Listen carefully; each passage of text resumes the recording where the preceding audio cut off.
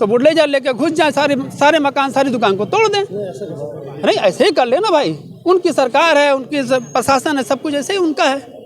Metre नहीं 117 metre करिए। सरकार के पल्ले पावर है, बीडीए के पास पावर है, ये कानून है। अगर हम संविधान में आस्था रखते हैं तो जो कानून है उसको हमको फॉलो करना होगा। जीने दो, जितना तुम्हारा हक है ना उतना ही मेरा हक है। आपके नज़र में सारे मुसलमान अवैध हैं, जहाँ पे मुसलमान ज़्यादा वहाँ पे बुलडोजर चला देंगे आप। यहाँ रहते हम जाके शिवपुर में नमाज पढ़ेंगे। का 13 करोड़ रुपया सुनने में आया है कि दिया गया है, तो ये का मतलब वो रहायशी है ना, ये का है, कमर्शियल है ना। ये मुस्लिम बाहुल क्षेत्र है, ये कहाँ माना जाए? आधा से कम मुस्लिम हमारे गैर मुस्लिम भाई नहीं है, तो ये कहाँ से मतलब है? अगर बाबा विश्वनाथ के लगे जाने के लिए अगर ये टारगेट बना रहे तो उससे पहले वहाँ के लोगों से सहमति बनेगी कि नहीं बनेगी? दालमंडी में जो 6 मस्जिदें हैं, वहाँ की जो बस्ती है वो के लिए जो नमाज़ पढ़ते हैं, अपनी इबादत करते हैं, तो उनकी भी तो आस्था देखा जाए। अब 6 मस्जिद को आप कहाँ शिफ्ट करेंगे? वो भी चौड़ीकरण के रास्ते में, वो भी चौड़ीकरण के रास्ते में। दालमंडी मामला लगातार तूल पकड़ते जा रहा है। अभी हम आपको बता दूं कि जिस तरह से दालमंडी में कार्रवाई तेज़ी के साथ की जा रही है, वहाँ के लोगों की समस्याएं और बढ़ती जा रही हैं। लोगों में डर का माहौल है, लोग कह रहे हैं कि हमारा रोज़गार खत्म हो जाएगा। अभी बीते दिनों सर्किट हाउस में एक बैठक हुई थी, बैठक में बात शायद नहीं बन पाई, फिर आज लोग डीएम साहब के आए थे। सर इधर आइए, क्या नाम पड़ेगा आपका? मुख्तार अहमद अंसारी। मुख्तार जी, इसके पहले आप आज आए थे डीएम साहब के यहाँ प्रार्थना पत्र देने। इसके पहले सर्किट हाउस में बैठक हुई, इसमें बात विचार रखी गई, तमाम दुकानदार और मकान मालिक मौजूद रहे, बात नहीं बन पाई। आज डीएम साहब आए थे, क्या कुछ कहेंगे दालमंडी में जिस तरह से चौड़ीकरण किया जा रहा है? देखिए दोनों बात तो साथ ही साथ नहीं चल पाएगी। एक तरफ तो आप धमकी दे रहे हैं, नोटिस दे रहे हैं कि अवैध आपका मकान है, दूसरी तरफ मीटिंग हो रही है तो लोहता यहाँ वहाँ बात हो, ये बात खाली घुमाने फिराने की है।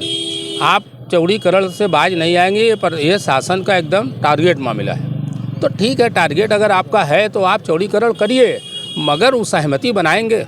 2013 का एक्वायरमेंट का कानून है ना, सुप्रीम कोर्ट का कानून है ना, आदेश है कि जितने प्राचीन अगर मार्केट ले रहे हैं तो सबसे सर्वोच्च कीमत दे करके उनसे आप खरीदेंगे। सहमति आप बनाए नहीं, योजना लागू कर दिए, तो एक तरह से आदमी कहाँ जाएगा? लोग भाग के हाई कोर्ट गए, लगभग 100 से ज़ायद लोग हाई कोर्ट गए हैं और आर्डर मिले हैं, और जिला प्रशासन का एफिडेविट है, राज्य के महाधिवक्ता का एफिडेविट है कि हम लोग समझौते के आधार पर काम करेंगे। उसके बाद आप क्या कर रहे हैं?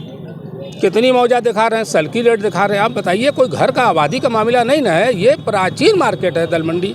तो इस पर शासन और प्रशासन के लोगों को गंभीरतापूर्वक ध्यान देना चाहिए और इसको जाति बिरादरी से न देखा जाए, एक मार्केट और एक मानवता की नज़र से देखना चाहिए कि एक इंसान है, हम लोग हिंदुस्तान के रहने वाले, हम लोग कोई बांग्लादेश से या पाकिस्तान से नहीं आए। तो ये हिंदू मुसलमान में जो लोग कर रहे हैं ये गलत है। ये एक मार्केट, एक मानवता की नज़र से देखी जाना चाहिए इसको, और ये गलत हो रहा है उनको। मतलब चौड़ीकरण को कह रहे हैं कि आप हिंदू और मुसलमान के नहीं? भाई आज क्या हो रहा है, दालमंडी मुस्लिम बाहुल क्षेत्र है, ये कहाँ माना जाए? आधा से कम मुस्लिम हमारे गैर मुस्लिम भाई नहीं है, तो ये कहाँ से मतलब है? अगर बाबा विश्वनाथ के लगे जाने के लिए अगर ये टारगेट बना रहे तो उससे पहले वहाँ के लोगों से सहमति बनेगी कि नहीं बनेगी?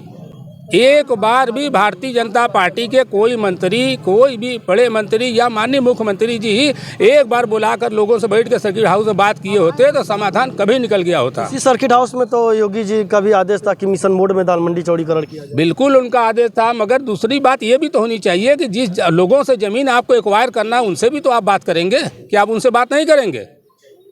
अगर वो भारतीय जनता पार्टी RSS के लोग होते तो आप पहले बात करते उनसे।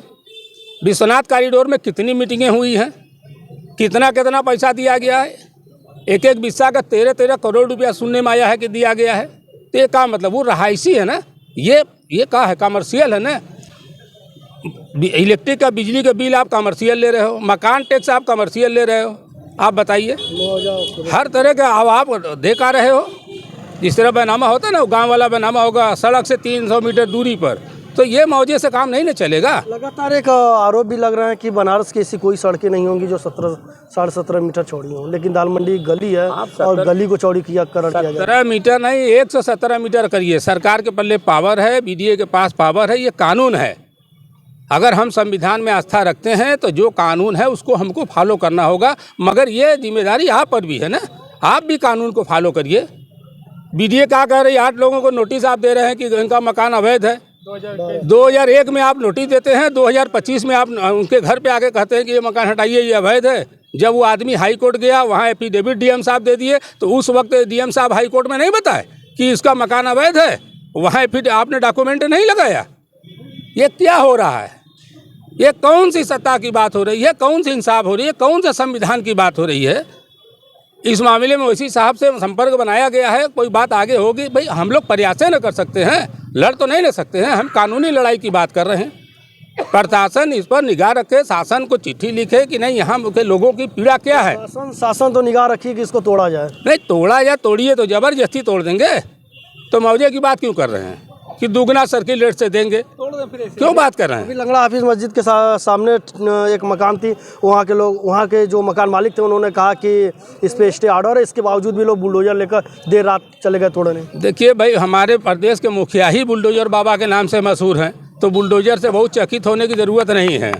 उनका नाम है ये बुलडोजर बाबा, मगर उनके अंदर भी मानवता है, वो एक धार्मिक गुरु भी हैं। तो मानवता के नाते हमारा उनसे निवेदन है कि माननीय मुख्यमंत्री जी को चाहिए कि यहाँ के शासन और प्रशासन जी डीएम साहब को और सबको बताएं और सबको आदेशित करें कि वहाँ के लोगों को माकूल मुआवजा दें और उनको संतुष्ट कर लें, अपना कार्य आगे बढ़ाएं।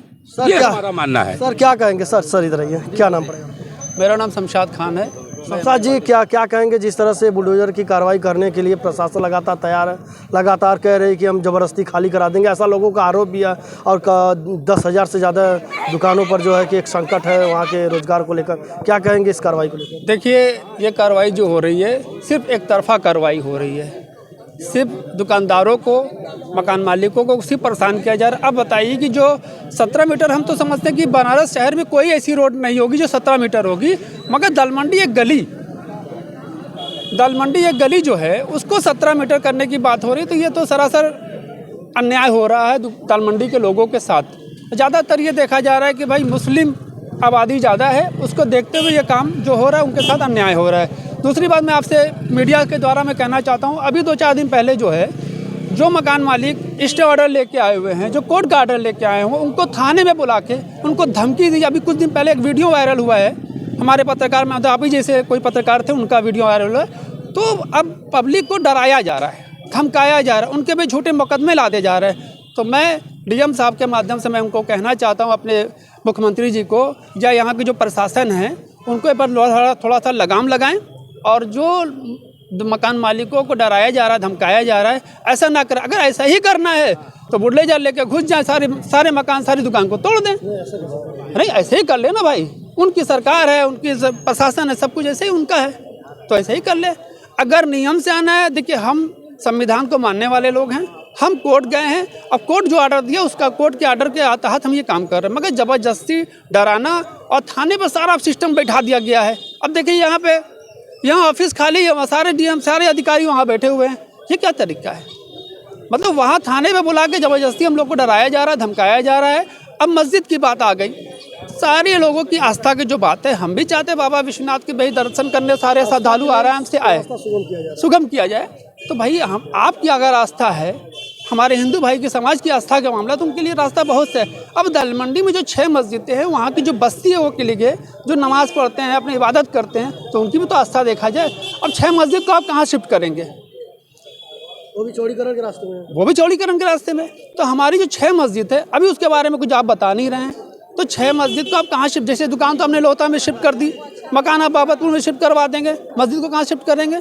हम यहाँ रहते हैं, हम जाके शिवपुर में नमाज पढ़ेंगे। रोजगार की भी लड़ाई है, मकान की भी लड़ाई है, घर की भी लड़ाई है, मस्जिद की भी लड़ाई है। जी, अब बताइए, मैं भी चाहता हूँ कि बाबा विश्वनाथ के लिए भाई लोग आए, हम कहते हैं लौरा वीर से लोग आए, अपना यहाँ पे दर्शन करके, मैं चौक होते हुए मैदागिन जाके काल भैरव जी की साहब का दर्शन करें और अपने अपने घर। और अगर दलमंडी चौड़ीकरण करना है तो पहले दलमंडी के लोगों को लेके विश्वास में तो ले। परियोजना लाने से पहले दलमंडी के लोगों से आपने बात की नहीं की। अब बताइए 6 मस्जिद कहाँ शिफ्ट करेंगे? मैं अधिकारी महोदय से पूछना चाहता हूँ। हमारी लोग की यही मांग थी कि 6 मस्जिद जो हमारी भी इबादत गाह है, हमारा भी आस्था का मामला है, मस्जिद के लिए जगह दी जाएगी तो आप लोग मस्जिद को जगह आप कहाँ देंगे?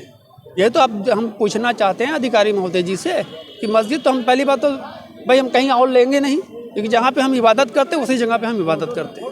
हमारा लोग का जो मानना होता है। तो चौड़ीकरण को लेकर क्या कहेंगे?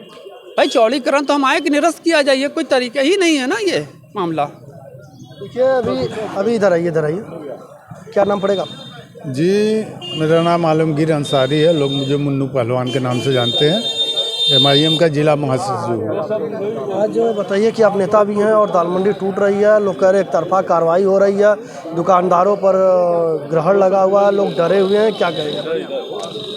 नहीं, देखिए, वहाँ दाल मंडी एक गली है, कोई ऐसा मार्ग नहीं है जहाँ वहाँ से वाहन जाता हो। इसीलिए तो चौड़ीकरण किया जी, हमारी बात सुनिए।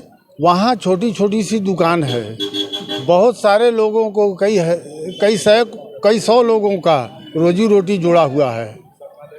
तो उनकी दुकानें 4-4 फीट की है। 4-4 फीट की दुकानें जब ख़त्म हो जाएगी तो वो बेचारे कहाँ जाएंगे? वो कहाँ जाएंगे? बड़ा सवाल। ये बहुत बड़ा सवाल है। सर क्या कहेंगे, जिस तरह से पर्चे बता दीजिए। मैं शाह मेराज, सामाजिक कार्यकर्ता। सर ये बताइए कि जिस तरह से दाल मंडी चौड़ीकरण किया जा रहा है, लगातार बुलडोजर लेकर पहुंच जा रहे हैं प्रशासनिक लोग और लगातार अनाउंसमेंट किया जा रहा है तक कि जल्द से जल्द रजिस्ट्री करा जाए, मकान खाली किया जाए, कई उसमें अवैध मकाने हैं, क्या कुछ कहेंगे सर? देखिए, अवैध आपके नज़र में सारे मुसलमान अवैध हैं। जहाँ पे मुसलमान ज़्यादा वहाँ पे बुलडोज़र चला देंगे आप। बुलडोज़र की जो बात है, ये बुलडोज़र का मतलब क्या होता है? अरे भाई, आप किसी तरह की कोई बात हो तो कोई बुलडोज़र थोड़ी ना चलाता है। बुलडोज़र का क्या मतलब है? अरे भाई, आप संविधान के साथ रहिए ना। अब इस देश के नागरिक हैं, नागरिक को नागरिक की तरह बात करेंगे आप। और रही बात दाल मंडी की बात आप कर रहे हैं, तो दाल मंडी में ज़्यादातर मुसलमान हैं और उसकी इसलिए उनको इस तरह की हरकतें वो कर रहे हैं। आप दाल मंडी के बगल में कोदई चौकी है, आप बगल में हमें लगता है 200 मीटर भी नहीं होगा, 200 मीटर आप पार कर लिए, 50 दुकानें हैं, वहाँ से क्यों नहीं आप पार कर रहे हैं? क्योंकि वहाँ पे मुसलमान नहीं है। जहाँ मुसलमान है वहीं पे आपको कीड़ी काटती है। और जब मुसलमान एक साथ जब कीड़ी काटेगा ना तो उसका दिमाग हिल जाता है पूरा। देश की आज़ादी में हम मुसलमान का ही योगदान रहा है, आज इस मुसलमान को ही तकलीफ दिया जा रहा है। हद हो गई। आप जहाँ देखो आपको हर चीज़ की तकलीफ हो रही है। ये कौन सा तरीका है आपका? क्या मांग रहेगी आपकी? हमारी मांग है कि हम लोग को जीने दो। जितना तुम्हारा हक है ना, उतना ही मेरा हक है। हम लोगों को जीने दो, ये अच्छा रहेगा। नहीं तो इसका असर इस भारत में, इस 27 में ऐसा होगा कि कहीं नज़र नहीं आओगे आप। ये मैं बता दे रहा हूँ।